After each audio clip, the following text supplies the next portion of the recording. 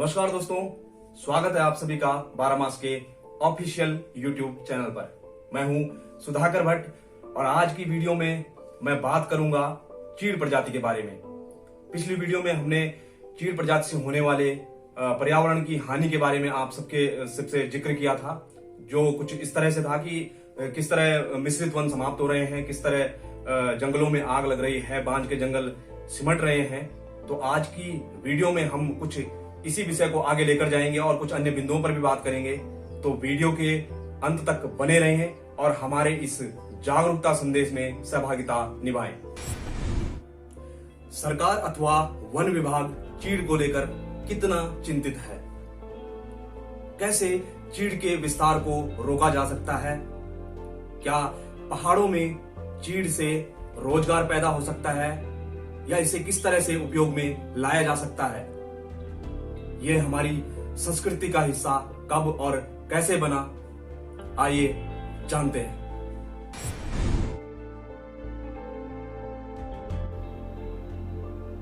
उत्तराखंड में वृक्ष प्रजाति चीड़ का वनों में तेजी से विस्तार हो रहा है।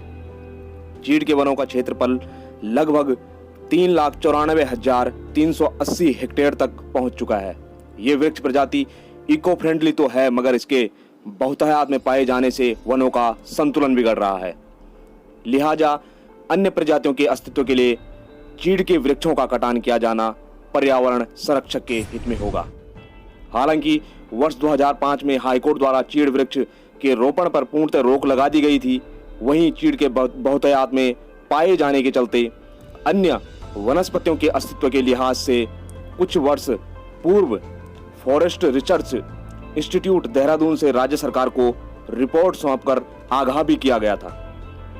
इस रिपोर्ट के आधार पर राज्य सरकार ने केंद्र सरकार को एक प्रस्ताव भेजकर आरक्षित वन क्षेत्रों से चीड़ के कटान की अनुमति मांगने का आश्वासन दिया था।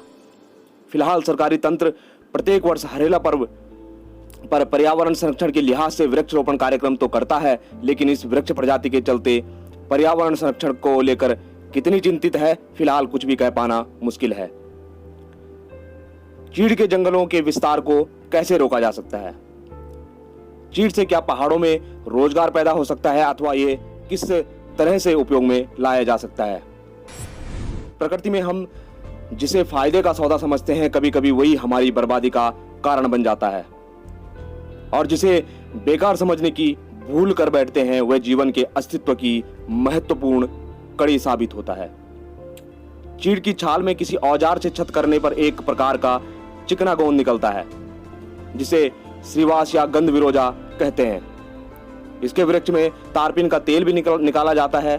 प्राचीन आयुर्वेदीय संहिताओं व निघंटुओं में सरल नाम से चीड़ का वर्णन होता है और इसमें चीड़ के औषधीय गुण भी बताए गए हैं। इसके फायदे आचार्य बालकृष्ण एवं कई अन्य आयुर्वेद विशेषज्ञों द्वारा भी बताए गए, जैसे कि चीड़ के गोंद गंध विरोजा का क्वाथ बनाकर कुल्ला करने से मुंह के छाले ठीक होते हैं। चीड़ के तेल की छाती पर मालिश करने से सांस की नली की सूजन, श्वास तथा खांसी में लाभ होता है। गंध विरोजा को घाव पर लगाने से घाव जल्दी भर जाता है तथा घाव में पस भी नहीं होती है। गर्मी के कारण यदि शरीर में छोटी छोटी फुंसियां निकल आई हो तो चीड़ के तेल को लगाकर 5 मिनट बाद धो देने से लाभ होता है। बच्चों की पसली चलने पर चीड़ तेल में बराबर की मात्रा में सरसों का तेल मिलाकर धीरे धीरे मालिश करने से लाभ होता है। वन संपदा के संरक्षण व क्षेत्र की ईंधन की आवश्यकता को ध्यान में रखते हुए उत्तराखंड सरकार द्वारा वर्ष 2012 में ग्राम्य परियोजना की शुरुआत की थी, जो कुमाऊं क्षेत्र के नैनीताल, पिथौरागढ़, चंपावत व बागेर जनपद के विभिन्न विकास खंडों में हिमालयन अध्ययन केंद्र द्वारा संचालित की गई। इसमें चीड़ की पत्तियों, जो कि पिरुल है, से कोयला यानी पाइन ब्रिकेट बनवाने की प्रक्रिया शुरू की गई है। यह ईंधन की जरूरत पूरी करने के साथ ही वनाग्नि का खतरा कम करने में सहायक सिद्ध हो रही थी और इससे दीर्घकाल तक का लाभ भी कमाया जा सकता है। हालांकि ये योजना कहां तक सफल हो पाई, इस संदर्भ में हमारे पास कोई पुख्ता जानकारी नहीं है। पिरुल से कोयले के निर्माण की विधि के बारे में अगर बात करें तो यह भी आसान है। पहले इसको विशेष खास ड्रम के भीतर कम ऑक्सीजन की स्थिति में जलाया जाता है। तारकोल जैसे रूप में परिवर्तित होने पर इसमें लगभग 10% गोबर का घोल बनाकर आटे की तरह गूंथा जाता है। इस मिश्रण को मोल्डिंग मशीन में डालकर कोयला बनाया जाता है। खास तरह के चूल्हे में 600 ग्राम पिरुल कोयला 1.5 घंटे तक उपयोग में लाया जा सकता है। धुआं रहित ये ईंधन स्वास्थ्य का बुरा असर नहीं डालता। इसके कारण जलावन के लिए लकड़ियों की कम कटाई से पर्यावरण भी संतुलित रहता है। चीड़ का पेड़ इमारतों और पुल निर्माण आदि में भी किया जाता है। पर्यावरण संरक्षण के लिहाज से इसके कटान को बेरोजगार नौजवानों के हाथों में सौंप दिया जाता है तो पहाड़ों में रोजगार भी पैदा हो सकता है। इसके कटान के लिए जारी होने वाले करोड़ों का बजट भी कम हो जाएगा और चीड़ के विस्तार पर भी कम से कम समय में अंकुश लगाया जा सकता है। मांगलिक कार्यों में चीड़ का उपयोग कब शुरू हुआ था और किस तरह यह हमारी संस्कृति का हिस्सा बना? आज चीड़ का उपयोग विवाह वेदी, भागवत कथा और उत्तराखंड में इसका एक त्योहार भी मनाया जाता है। यह हमारी संस्कृति का हिस्सा कब और कैसे बना, इस संदर्भ में कोई पुख्ता जानकारी नहीं है। अगर आपके पास हो तो हमें कमेंट करके जरूर बताएं।